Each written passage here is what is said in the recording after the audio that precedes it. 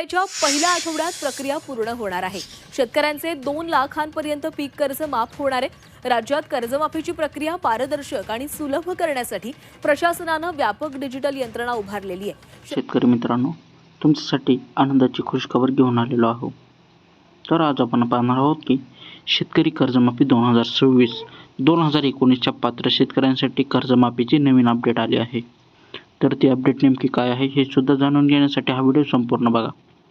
तसेच हा व्हिडिओ तुम्ही कोणत्या जिल्ह्यातून बघत आहात हे कमेंटद्वारे नक्की सांगा, म्हणजेच तुमच्या जिल्ह्याची कर्जमाफी झाली का नाही हे आम्ही कमेंटद्वारे तुम्हाला नक्की रिप्लाय देऊन सांगेल। तर जरा हे वेळ घालवता आपण आपल्या आजच्या व्हिडिओला चालू करूया। 2019च्या शेतकरी कर्जमाफी योजनेचा उद्देश राज्यातील आर्थिक संकटात सापडलेल्या शेतकऱ्यांना दिलासा देणे हा होता।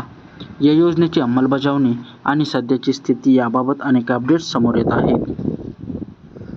तर यासाठी पात्रता निकष काय असणार आहेत? सर्वात आधी 2019 पर्यंतचे थकीत कर्ज असलेले शेतकरी, नंबर 2 शासनाने निश्चित केलेल्या अटी पूर्ण करणारे खातेदार आणि नंबर 3 आधार लिंक असलेले बँक खाते असणे आवश्यक असणार आहे।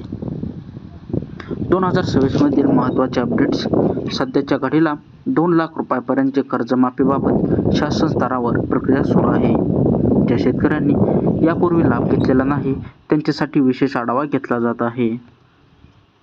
यासाठी आवश्यक कागदपत्रे कोणकोणती आहेत? तर आधार कार्ड, बँक पासबुक, 7/12 उतारा आणि कर्ज खात्याचे तपशील। तर यासाठी शेतकरी आपला पात्रता शासनाच्या अधिकृत संकेतस्थळावर तपासू शकतात। आधार प्रमाणीकरण KYC अनिवार्य आहे। आता यासाठी येणारे आव्हाने कोणकोणते आहेत हे सुद्धा जाणून घेऊ। तर यासाठी तांत्रिक त्रुटींमुळे होणारा विलंब, बँक आणि महसूल विभागातील समन्वयाचा अभाव आणि तिसरे म्हणजे पात्रतेच्या अटीबाबतचे संभ्रम। यासाठी उपाय आणि शिफारसी काय आहेत? तर शेतकऱ्यांनी आपले बँक खाते KYC अपडेट ठेवावे, तहसील कार्यालयात किंवा बँकेत वेळोवेळी संपर्क साधावा। महत्त्वाची सूचना, ही माहिती सार्वजनिक उपलब्ध स्तरावर आधारित आहे।